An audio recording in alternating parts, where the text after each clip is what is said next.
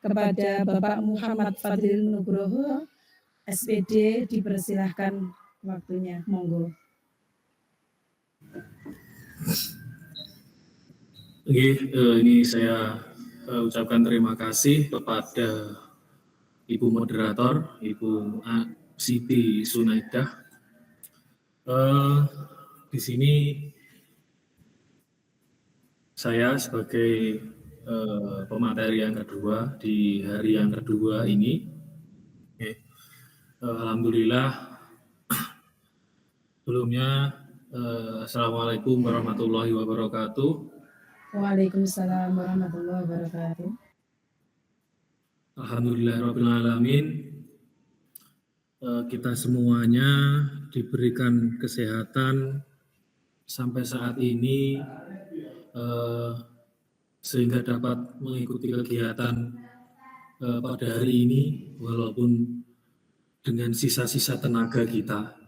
Ini sudah di penghujung tugas kita, jam-jam terakhir, jam setengah 3 ini. Mudah-mudahan apa yang kita lakukan diberikan keberkahan oleh Allah Subhanahu wa Ta'ala, dijadikan apa yang kita lakukan lebih barokah seperti itu. Selanjutnya saya ucapkan terima kasih kepada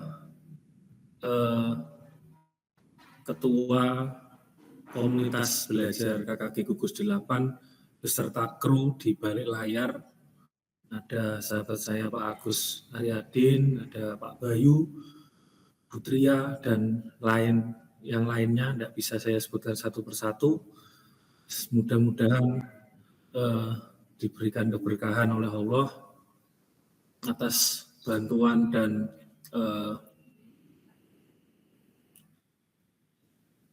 secara prasarana maupun sarana yang saya gunakan untuk diseminasi ini.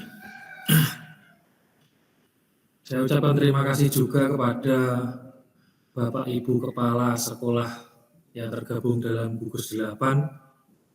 Sebelumnya mohon izin di sini tidak bermaksud melancangi untuk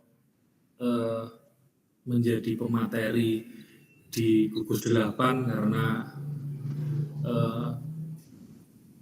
intinya kita sama-sama belajar. Di sini saya akan berbagi tentang apa yang sudah saya dapatkan setelah beberapa saat, beberapa bulan ini mengikuti pendidikan guru penggerak. Saya izin share screen dulu ya.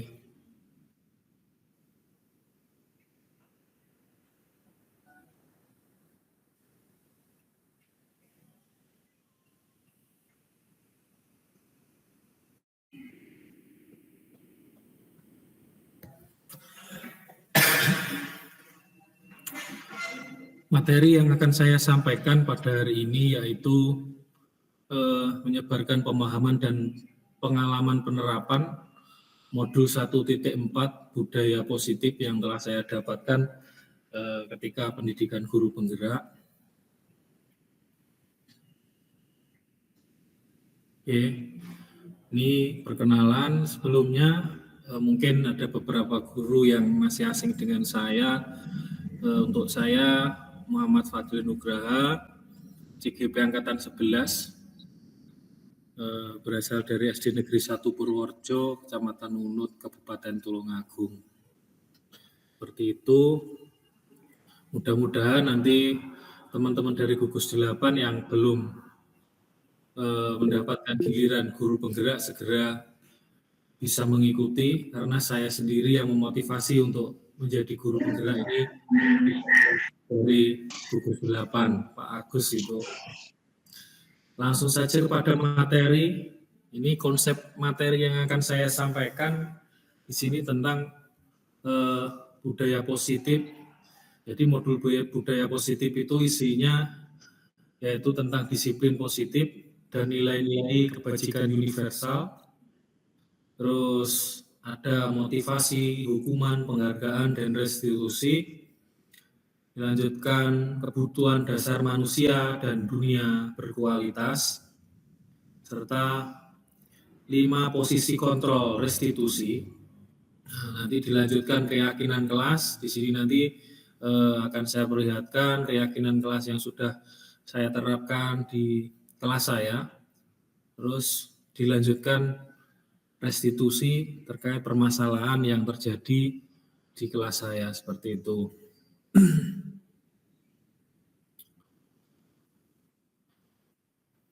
Pembelajaran yang kita lakukan saat ini tentu merupakan pembelajaran dengan paradigma baru. Pembelajaran dengan paradigma baru dirancang berdasarkan prinsip pembelajaran yang terdiferensiasi. Nah, ini ada kata-kata terdiferensiasi, berarti pembelajaran yang kita lakukan harus bisa mengampu semua siswa dengan berbagai karakter, harus mampu memenuhi apa yang dibutuhkan oleh mereka. Nah, di sini sehingga setiap siswa belajar sesuai dengan kebutuhan dari tahap perkembangannya. Ini untuk yang terakhir, yaitu tujuannya untuk mewujudkan profil pelajar Pancasila. Tuh, jadi tujuan akhirnya semuanya adalah untuk mewujudkan profil pelajar Pancasila.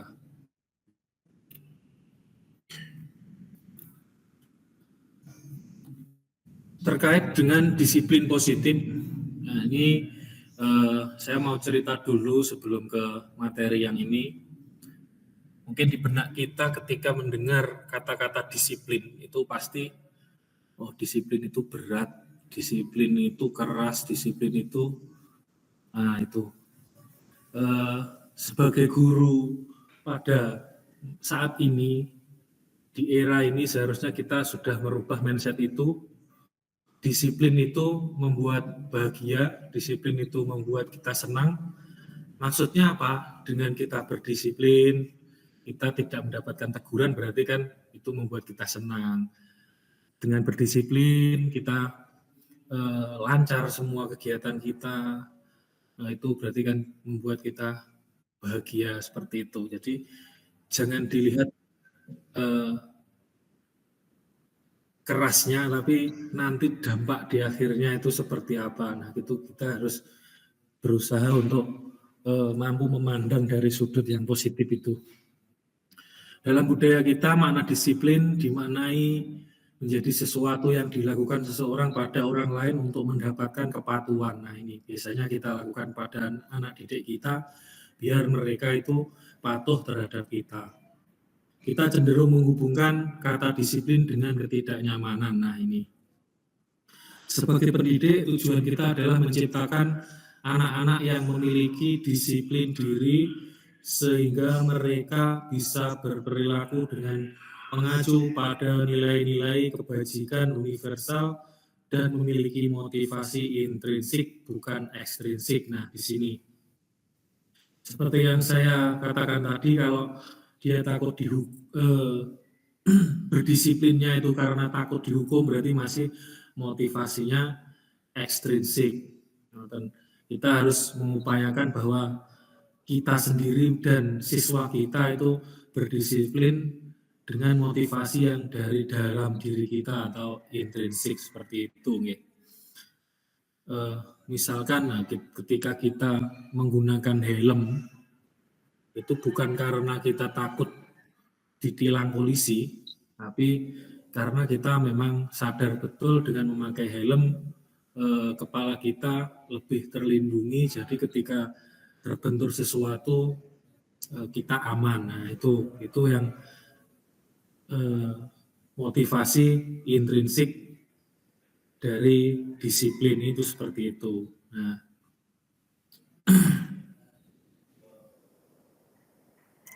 Nah, di sini juga budaya positif itu juga membahas tentang kebutuhan dasar manusia. Nah, ini kita dalam memberikan pembelajaran di kelas harus memandang ini juga, harus memperhatikan ini. kebutuhan dasar manusia ini sangat penting karena ketika ini tidak terpenuhi, kemungkinan di kelas siswa itu ketika pembelajaran juga tidak akan lancar. Seperti itu. Misalkan kebutuhan bertahan hidup, berarti mungkin ini di benak kita kalau bertahan hidup itu ya sandang, pangan, papan. Ketika pembelajaran, siswa kita itu kok malas-malasan, kenapa? Ternyata belum sarapan. Nah, ini berarti kebutuhan bertahan hidupnya belum terpenuhi. Itu kita harus bisa memberikan solusi, mungkin memberikan saran besok membawa bekal atau bagaimana seperti itu. Terus kebutuhan kasih sayang dan rasa diterima. Nah, ini mungkin ketika pembelajaran ada siswa kita yang menyendiri saja di pojok atau gimana, tidak mau berbaur dengan temannya, tidak mau berkolaborasi dengan temannya. Nah, ini mungkin kasih sayang dan rasa diterimanya dalam suatu kelas itu masih kurang. Mungkin ada masalah dengan temannya yang lain di kelas. Kita sebagai guru harus bisa memahami itu untuk mengurai permasalahan-permasalahan dari siswa kita. Nah, setelah itu ada penguasaan. Ada juga di sini kebebasan. Nah, ini. Terus juga yang terakhir ada kesenangan. Ini dari kelima ini kita dalam kelas harus bisa untuk memperhatikan jangan-jangan dari kelima ini di siswa kita masih ada yang belum terpenuhi, ya, sehingga ini juga bisa mengganggu dari proses pembelajaran yang kita laksanakan seperti itu.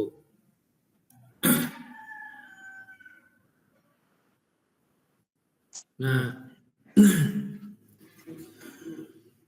ke motivasi perilaku manusia.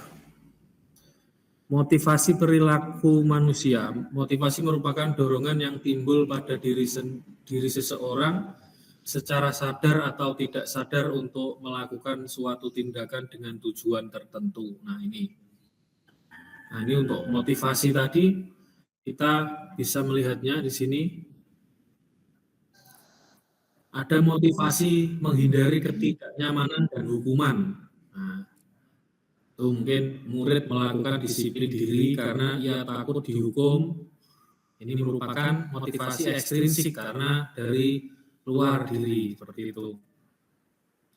Misalkan kalau murid datang tepat waktu, mungkin bahkan datang jam 6 pagi karena gurunya cukup killer sehingga murid takut jika terlambat. Nah, itu merupakan motivasi ekstrinsik. Gurunya suka menghukum. Terus motivasi mendapatkan imbalan. Nah, ini mendapatkan imbalan atau penghargaan dari orang lain. Ini juga kurang baik. Murid melakukan disiplin karena ingin mendapatkan imbalan, ingin mendapatkan sesuatu. Nah, ini. Maka dari situ dapat disimpulkan bahwa posisi hukuman dengan imbalan itu sama-sama ekstrinsiknya, efeknya juga sama-sama kurang baiknya. Kalau hukuman itu hadiah setelah melakukan kalau anak-anak biasanya kenakalan, kalau imbalan itu biasanya itu juga bisa disebut hukuman juga karena dia sudah melakukan hal-hal yang baik, tapi imbalan karena dia sudah melakukan hal-hal yang baik, tapi itu justru memberikan efek yang lain yang negatif seperti itu. Murid melakukan kebaikan itu tidak ikhlas, tidak dari dirinya, tetapi untuk mengharapkan imbalan.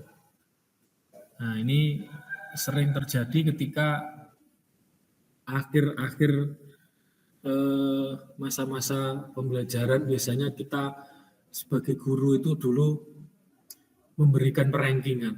Nah, ini untuk saat ini perankingan itu memang tidak dianjurkan untuk memberikan perankingan seperti itu. Jadi murid yang mendapatkan ranking itu biasanya malah justru membuat efek yang negatif kepada teman-teman yang lainnya. Bahkan di rumah sampai yang tidak ranking itu oleh orang tuanya sampai dimarahi dan lain sebagainya. Nah, itu merupakan hal-hal yang negatif, efek-efek negatif dari motivasi tersebut. Jadi pemberian reward itu, penghargaan itu tidak selamanya baik seperti itu. Terus yang terakhir yaitu motivasi menghargai nilai-nilai kebajikan diri sendiri. Nah, ini yang idealnya murid itu ya seperti ini gitu loh. Orang hidup di dunia ini ya seperti ini, harus mampu menghargai nilai-nilai kebajikan diri sendiri.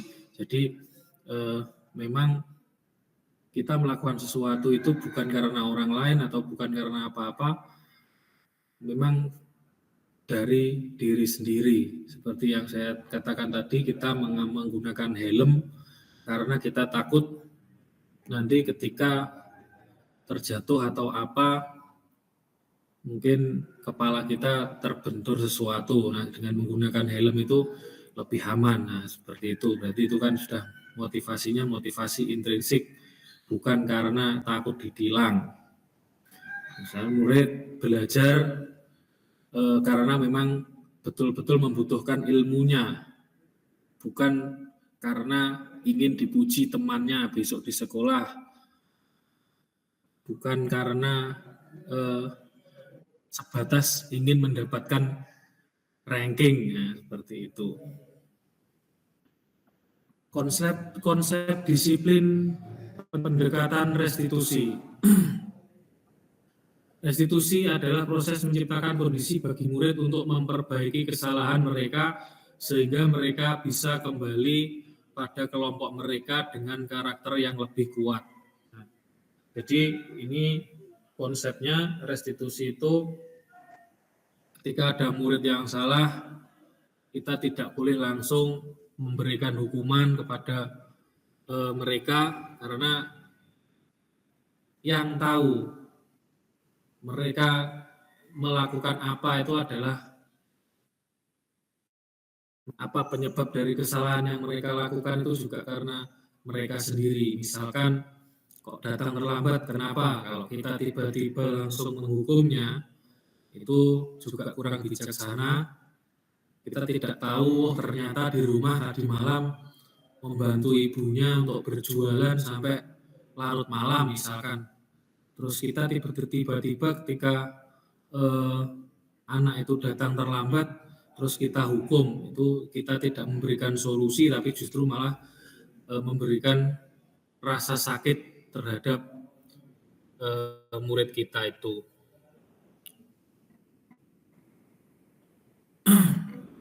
Nah, ini ciri-ciri dari restitusi, bukan menebus kesalahan, namun belajar dari kesalahan. Nah, ini. Jadi restitusi itu bukan untuk menebus kesalahan, tapi murid kita ajak untuk belajar dari apa yang dia lakukan, dari kesalahan yang dia lakukan untuk menjadi yang lebih baik. Terus memperbaiki hubungan tawaran bukan paksaan. Ya. Ini memperbaiki hubungan tawaran bukan paksaan. Itu kita menawarkan solusi, bukan memaksa untuk melakukan apa yang kita sarankan. Nah, seperti itu. Jadi kita harus tahu potensinya apa. Mungkin di sekelilingnya ketika terlambat, di sekelilingnya masih ada kakaknya, ada neneknya, berarti masih ada potensi, ada yang membangunkan agar bisa datang ke sekolah lebih pagi, kan seperti itu. Kita harus belajar ke situ. Menuntun untuk melihat ke dalam diri. Ini mencari kebutuhan dasar yang mendasari tindakan. Terus yang terakhir, fokus pada karakter, bukan tindakan menguatkan, dan fokus pada solusi.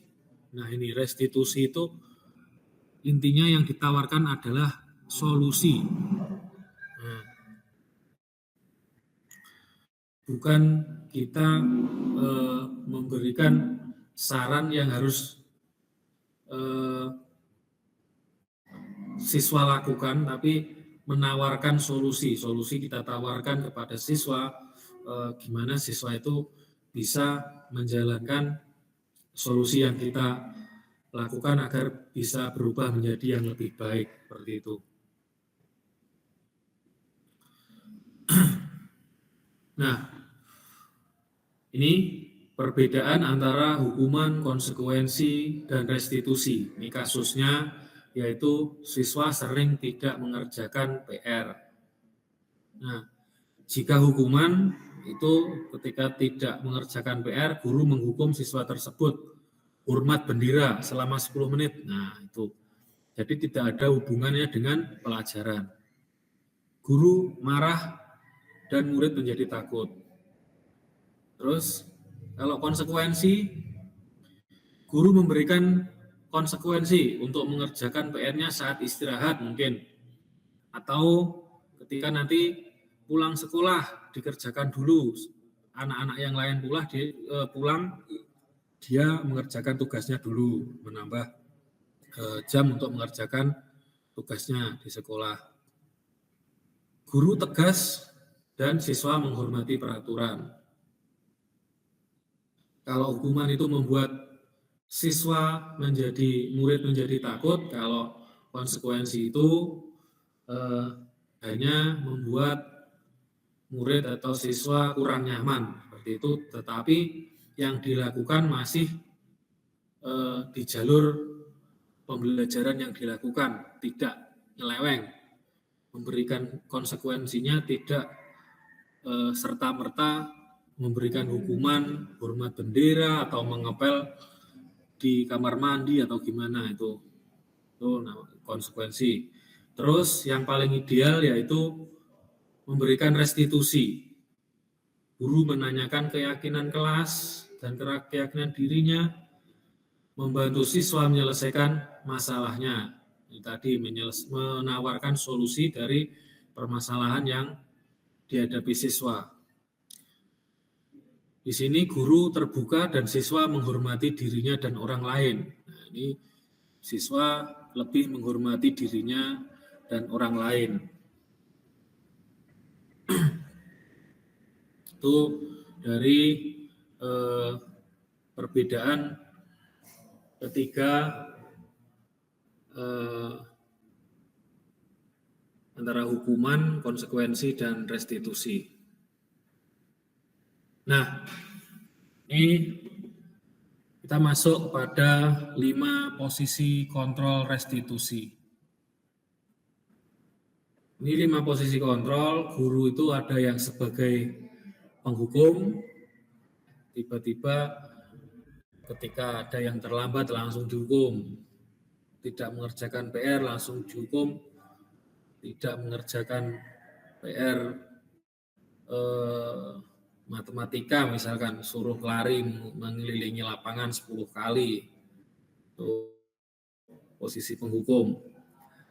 Terus posisi pembuat rasa bersalah, gimana toh nanti bapak loh yang dimarahi kepala sekolah. Nah itu nanti membuat siswa timbul rasa bersalahnya tuh. Terus selanjutnya adalah posisi sebagai teman, nah, seperti temannya sendiri. Tuh. Terus sebagai pemantau, guru sebagai pemantau dari proses pembelajaran, dan yang terakhir yang paling ideal adalah sebagai manajer. Nah, Ini dari kelima posisi kontrol ini, mari kita melihat video 5 posisi kontrol dari sumber yang sudah saya siapkan.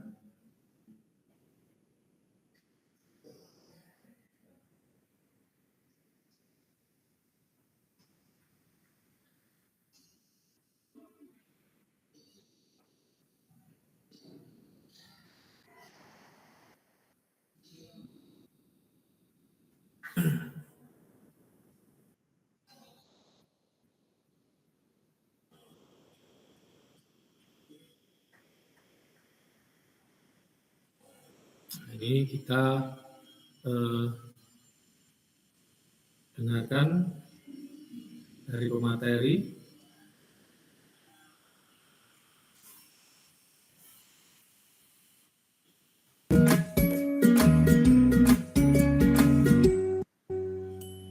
Salam bahagia Ibu dan Bapak guru hebat.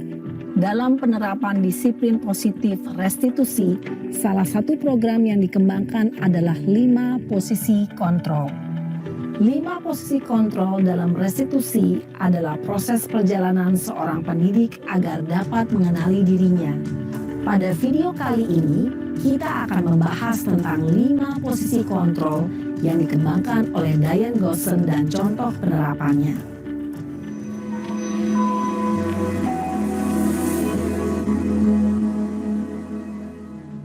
5 posisi kontrol itu adalah 1. Posisi penghukum. 2. Posisi pembuat merasa bersalah. 3. Posisi teman. 4. Posisi pemantau atau monitor. Dan 5. Posisi manajer.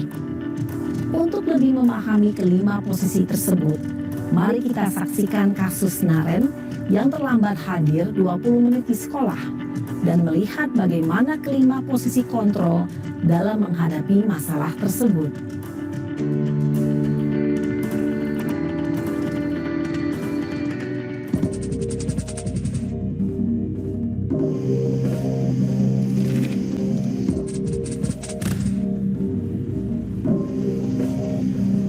Naren! Sini kamu! Selamat pagi, Bu. Selalu terlambat. Kamu deh, pasti terlambat. Maaf, Bu. Saya... Apa? Apa coba? Alasan kamu apa lagi? Kapan sih kamu tidak terlambat? Malas sekali ya kamu jadi anak. Saya... Dasar pemalas. Gak kapok-kapok sih kamu. Sudah berapa kali terlambat? Sana, kamu keliling lapangan basket 2 kali. Kenapa saya harus keliling lapangan basket, Bu? Kenapa? Kamu mau lawan ibu? Berani-beraninya jawab. Sudah terlambat, masih berani jawab pula. Sekarang, keliling lapangan basket 5 kali sekalian. Biar kapok. Cepat. Pergi sana ke lapangan basket. Posisi penghukum biasanya berbicara dengan nada tinggi, menghardik, menunjuk-nunjuk, menyakiti, dan menyindir. Hukuman bisa berupa fisik maupun psikis. Ibu dan bapak guru hebat, dampak yang terjadi pada murid ketika guru berada pada posisi penghukum adalah murid cenderung akan memberontak, bahkan menyimpan dendam.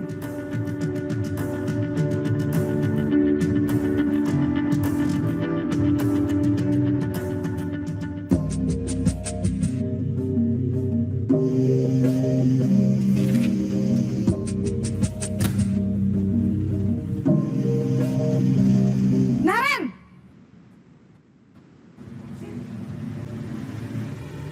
Selamat pagi, Bu. Naren. Kamu kenapa terlambat lagi, nak? Ya Tuhan, Naren. Kamu senang ya bikin ibu susah ya? Kalau kamu terlambat lagi, nanti ibu yang ditegur bapak kepala sekolah, nak. Disangka ibu tidak bisa membina kamu. Duh, gimana ini? Maaf Bu. Duh Gusti Naren. Kamu suka ya kalau ibu ditegur bapak kepala sekolah? Terus, sekarang ibu harus tulis apa ini di buku absen? Ini kamu sudah sering terlambat loh. Ibu harus apa coba? Maaf Bu. Maaf sekali. Ya sudah, lain kali jangan bikin ibu susah lagi ya nak ya. Ibu tidak akan kuat lagi kalau kamu begini terus. Bisa jantungan kalau ibu ditegur bapak kepala sekolah. Sana cepat ke kelas. Maaf ya Bu. Maaf sekali. Posisi pembuat rasa bersalah berbicara dengan nada tenang, cenderung lembut. Namun kata-kata yang diutarakan membuat murid merasa menjadi orang yang gagal. Memandang buruk dirinya sendiri, merasa tidak berharga, dan tidak sanggup membahagiakan orang lain. Ketika guru mengambil posisi pembuat rasa bersalah, murid akan menganggap dirinya yang bersalah dan ia akan menyimpan emosi negatif tersebut di dalam dirinya.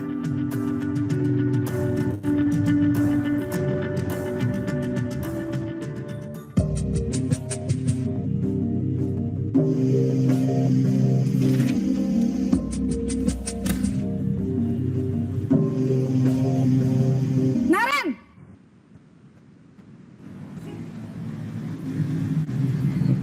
Selamat pagi Bu. Wah, sudah jam berapa ini nak? Terlambat lagi ya sayang. Iya Bu. Habis ibu saya lupa bangunkan saya Bu.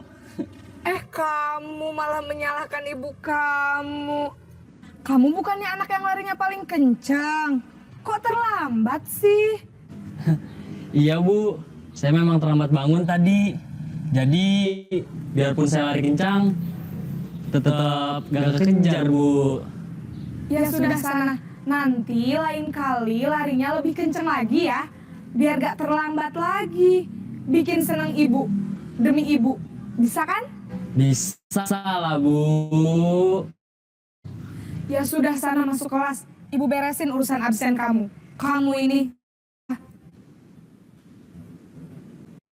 Dalam posisi teman, guru berbicara dengan nada suara ramah, akrab, cenderung bersenda gurau untuk menjaga suasana tetap santai. Murid akan merasa senang, aman, dan akrab dengan guru. Identitas yang tercipta adalah identitas sukses atau berhasil. Namun, perlu diingat, karena ini masih dorongan eksternal, maka ada faktor ketergantungan dari murid kepada orang tertentu. Di sini, guru absennya, sehingga di lain waktu, murid bisa berperilaku baik, namun hanya kepada orang-orang tertentu saja.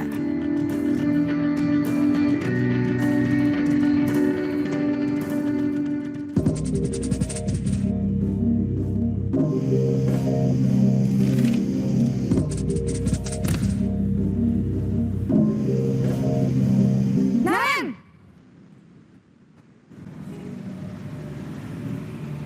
Selamat pagi Bu. Naren, apa peraturan sekolah kita tentang jam berapa kita harus masuk sekolah, nak? Kita harus di sekolah jam 7 Bu. Iya betul, sekarang sudah jam 7.20. Naren sudah tahu konsekuensinya jika terlambat hadir. Paham Bu.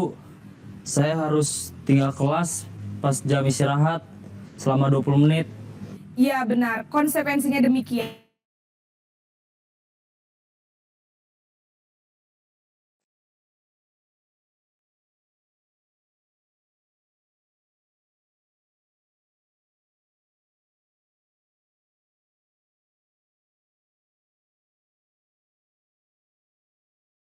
Guru mengarahkan murid berdasarkan peraturan dan konsekuensi.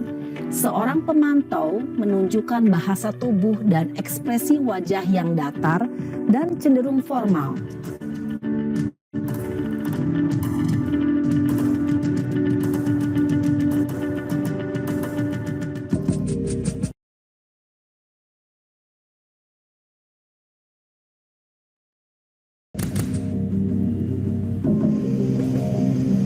Naren!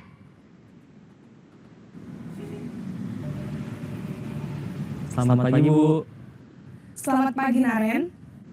Maaf Bu, saya terlambat. Iya, sekolah masuknya jam 7, sekarang sudah jam 7.20. Jadi sekarang bagaimana ini, Naren? Maaf.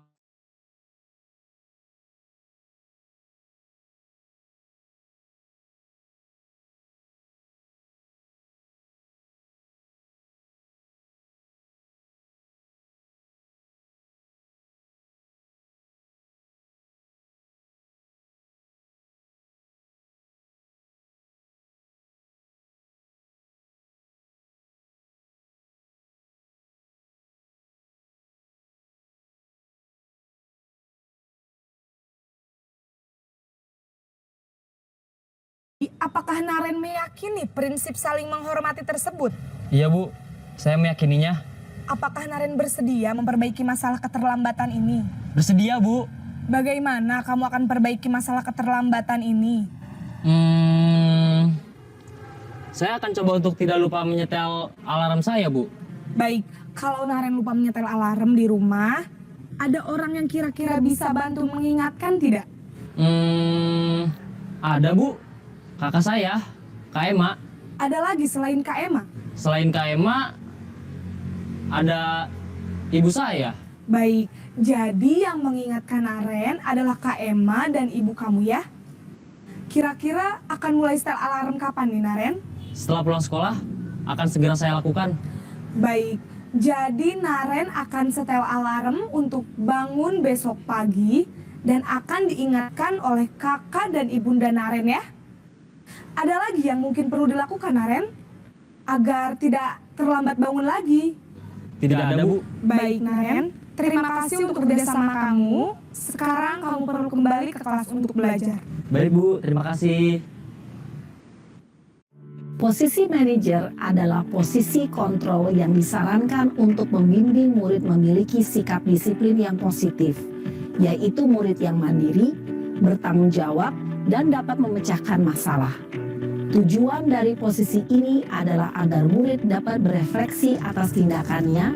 Guru akan dengan tulus memberikan pertanyaan-pertanyaan bermakna, sehingga membuat murid dapat belajar dari kesalahannya dan mencari sebuah solusi untuk menyelesaikannya. Ibu dan Bapak guru hebat, setelah mengamati adegan kelima posisi kontrol tadi,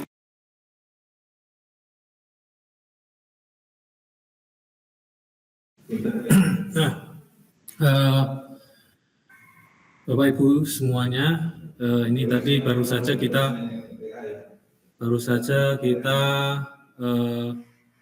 mendengarkan dan mencermati apa yang telah dikatakan, apa yang telah dipaparkan oleh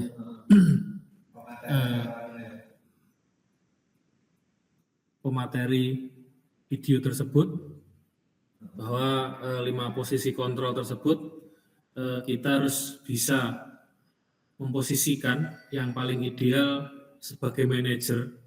Tetapi ketika nanti mentok kita tidak bisa memposisikan diri sebagai manajer, kita bisa menurunkan, menyesuaikan dengan permasalahan apa, kita bisa menurunkan sebagai pemantau, seperti itu. Untuk yang posisi 1, 2, 3, penghukum, teman, dan membuat rasa bersalah itu kita tidak boleh di posisi itu. Yang paling ideal adalah sebagai manajer. Kalaupun nanti tidak bisa sebagai manajer, kita bisa menurunkannya sebagai pemantau, seperti itu. Lanjut ke materi berikutnya. Ini masih ada sedikit materi tentang keyakinan kelas. Ini yang telah saya lakukan di kelas. Keyakinan kelas. Nah, mengapa kok harus keyakinan kelas? Mengapa tidak peraturan saja? Memang untuk saat ini kita harus membudayakan pembuatan keyakinan kelas, bukan peraturan. kalau keyakinan kelas ini kita buat bersama-sama, anak sendiri yang mengusulkan, kita yang memfasilitasi sehingga pelaksanaannya kita enak gitu. Tinggal ayo keyakinan kelasmu apa yang kamu buat kemarin, nah tinggal mengingatkan saja, mereka sudah bisa menyesuaikan. Beda dengan peraturan, kalau peraturan itu kan yang membuat kita gitu ya. Keyakinan kelas, bagaimana membentuk keyakinan kelas, yaitu keyakinan kelas dibuat lebih abstrak dari peraturan, berupa pernyataan universal. Terus dibuat dalam bentuk positif. Jadi di sini positif itu sudah tidak ada lagi kata jangan, terus dilarang, nah itu dihilangkan, jadi kalimatnya semuanya dalam bentuk positif. Karena apa? Misalkan kok jangan merokok, ini malah justru menimbulkan rasa penasaran kepada yang membaca. Loh, kenapa kok enggak boleh merokok? Jajal tak merokok, gitu kan, malah justru dicoba untuk merokok. Seperti itu, makanya misalkan kalau di dalam lelucon itu sekarang musimnya silahkan merokok tapi asapnya ditelan, seperti itu ya. Intinya dalam keyakinan kelas itu kita membuatnya dalam bentuk kalimat positif, kalimat jangan, tidak itu dihilangkan, semuanya harus berbentuk kalimat positif. Sedikit saja agar mudah diingat, tidak usah banyak-banyak, tetapi malah justru tidak bisa dilaksanakan. Sedikit saja, sesuaikan dengan apa yang benar-benar dibutuhkan siswa pada saat itu. Nah, terus sesuai dengan kondisi kelas dan agar sekolah agar mudah diterapkan. Nah, itu disesuaikan. Selanjutnya yaitu semua warga kelas sekolah harus dilibatkan dalam membuat. Nah, seperti itu.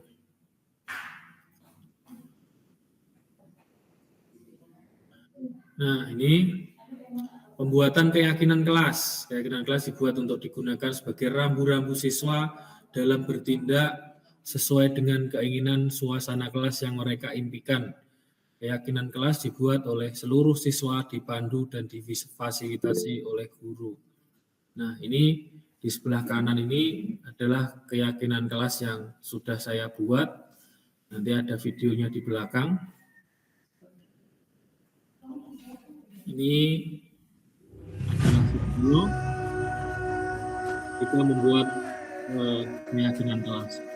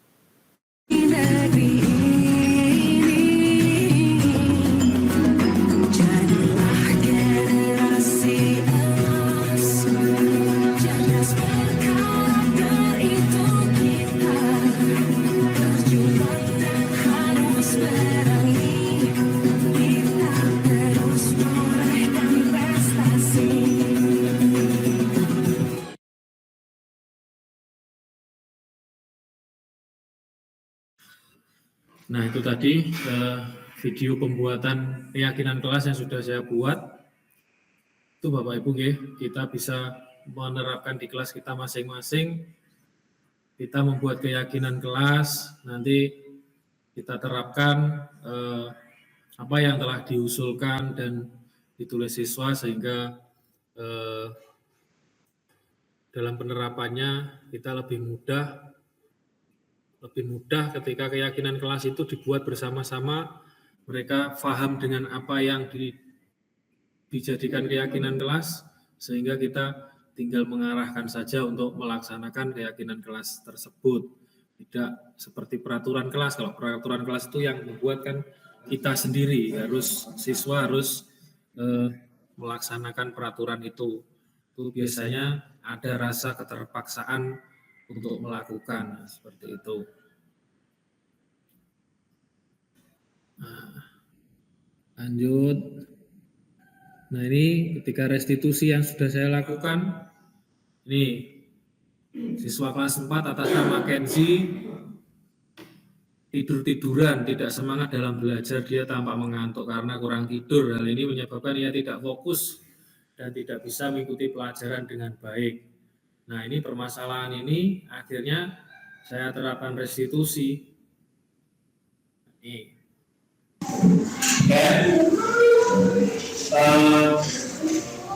Tahu kenapa kok kamu saya ambil gini kan ya, saya tadi melihat kamu itu ketika kewajiban kok tidur-tiduran baru tidak semangat. Kenapa ya?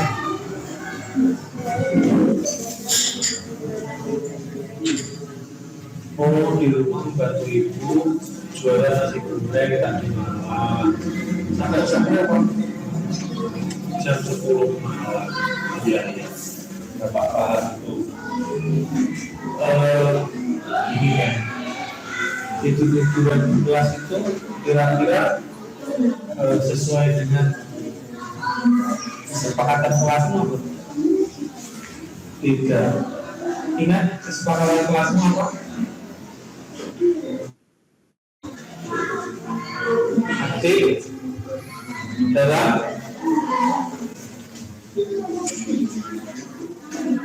pelajaran. Coba diulangi lagi. Aktif dalam pelajaran.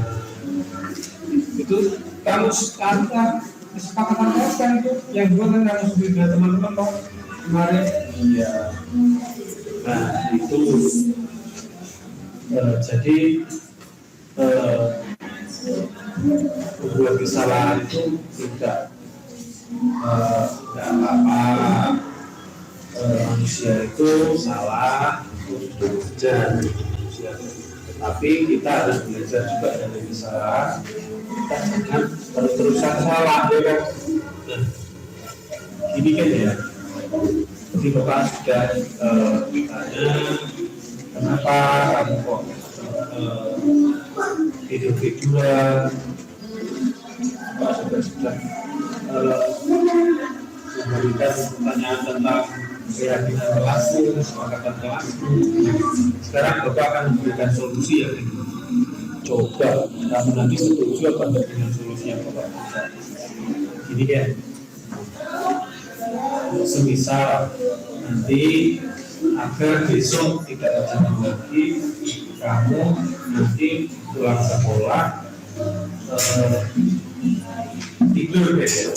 Nanti pulang sekolah makan dulu, minum, terus tidur siang sampai pukul 2 atau berapa. Setelah itu jangan lupa belajar dulu ya, belajar dulu. Terus nanti setelah belajar kalau mau ngaji ya. Terus nanti malam kalau memang harus membantu orang tua ya tidak apa-apa, bantu ya sampai selesai. Tapi kan siang sudah tidur, jadi ada waktu tidur sehingga besok ketika di sekolah tidak kan ngantuk. Gimana kira-kira? Setuju apa tidak dengan syarat dan solusinya Pak? Setuju. Kalau setuju dilaksanakan ya, nanti sampai rumah istirahat ya, makan dulu, terus tidur. Nanti setelah bangun tidur belajar, mengerjakan tugas-tugas, lalu kalau mau ngaji-ngaji, berarti bantu orang tua, besok fresh, bangun pagi ke sekolah tidak. Salam dulu dengan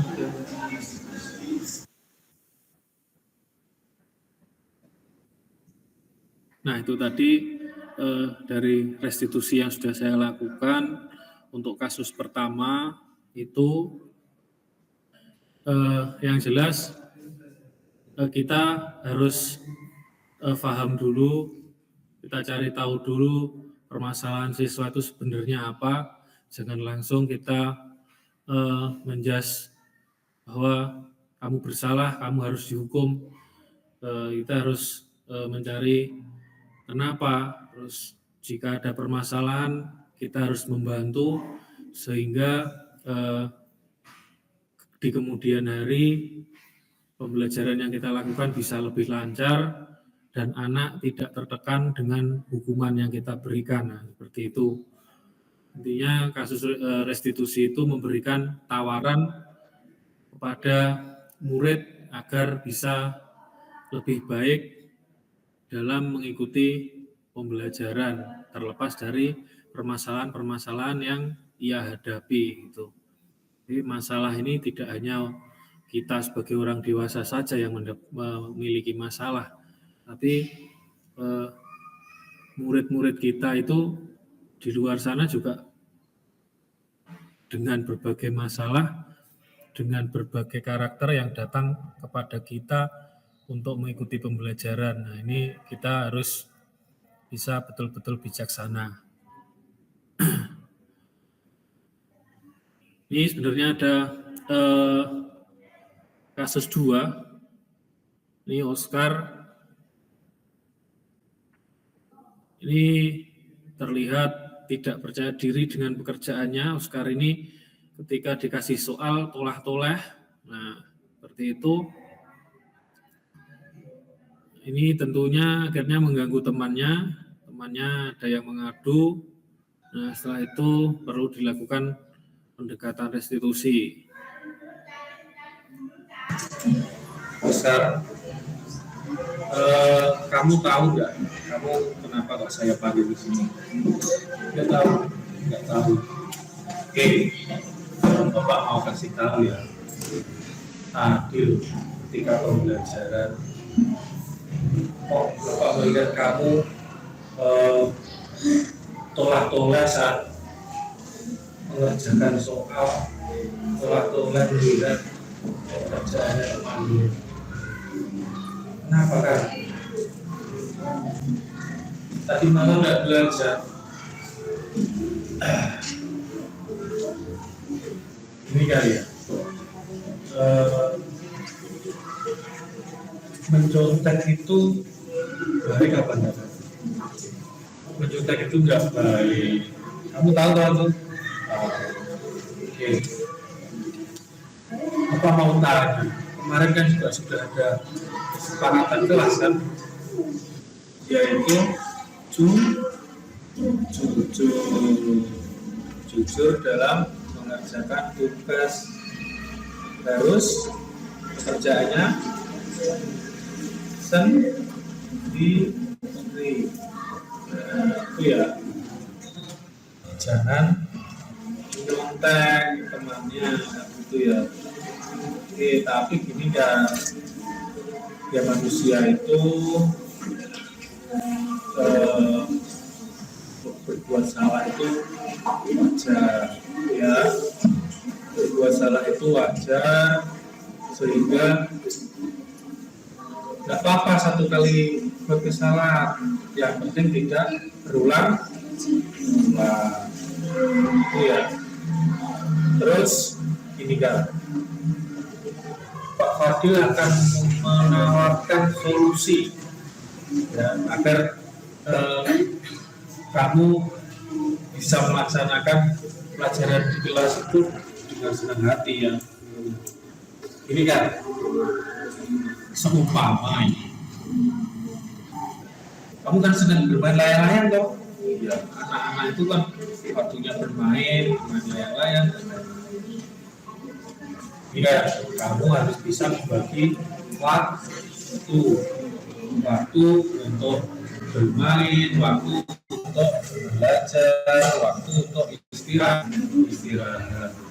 Nah, jadi gini, Bapak akan menawarkan kamu, gini kan, nanti ketika pulang sekolah langsung makan dan istirahat, ya.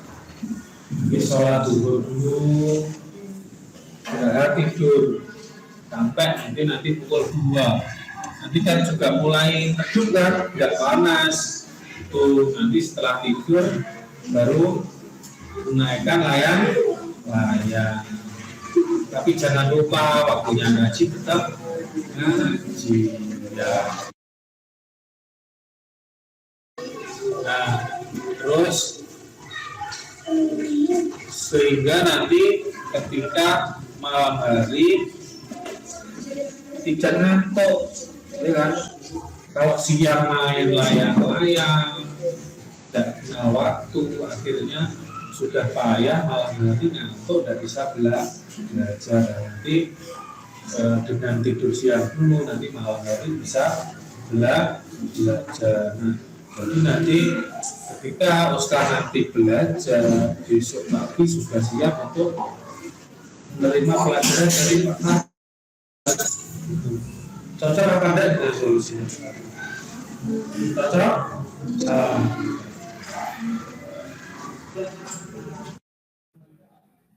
Nah, itu tadi untuk kasus 2 dari Oscar ini yang sering tolak-toleh ketika pembelajaran. Nah, itu diterapkan, saya menerapkan restitusi kepada dia karena dia di rumah kalau siang setelah pulang sekolah tanpa tidur siang langsung bermain layang-layang, tidak kenal waktu, akhirnya malamnya sudah payah, akhirnya tidur, tidak belajar, sehingga ketika pagi di sekolah akhirnya ketika mengerjakan soal toleh-toleh kepada temannya, seperti itu.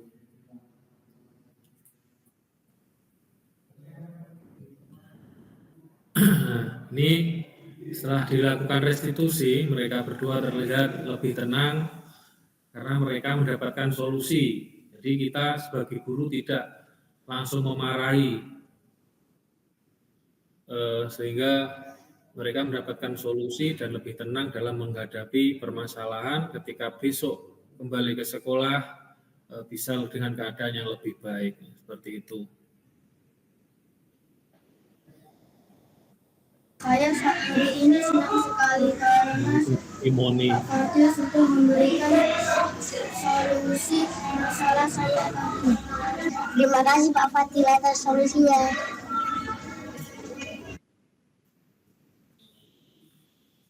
Oke, nah ini kita sudah sampai pada kesimpulan bahwa penanganan kasus yang dilakukan guru dengan menggunakan pendekatan segitiga restitusi diharapkan guru dapat memposisikan dirinya sebagai manajer dengan mengajukan pertanyaan-pertanyaan yang bermakna yang membuat murid menjadi lebih mandiri, percaya diri, dan bertanggung jawab akan apa yang ia lakukan. Nah, seperti itu.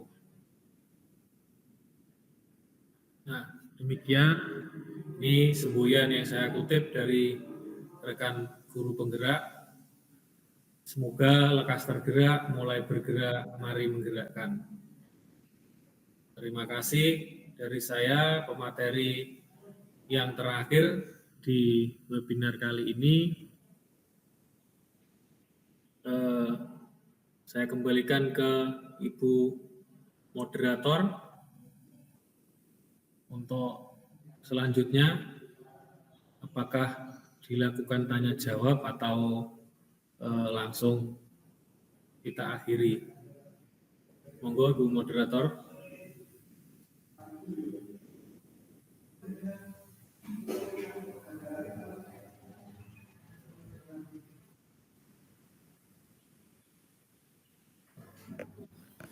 Nggih, terima kasih Bapak pemateri yang kedua, yaitu Bapak Muhammad Fadlil. Sekarang berada di jam 14.25. Kita buka sesi tanya jawab dari Bapak Ibu peserta. Jika ada yang mau ditanyakan kepada pemateri, saya persilahkan, monggo raise hand. Dari webinar kali ini, alhamdulillah tidak terasa sudah pada penghujung acara. Sebelumnya kami himbau sembari menanti kita penutup bisa mengisi daftar hadir di link yang di kolom chat ya. Untuk perlu pengambilan gambar maupun button. Kalau perlu, monggo buka kamera sedanten boleh screen.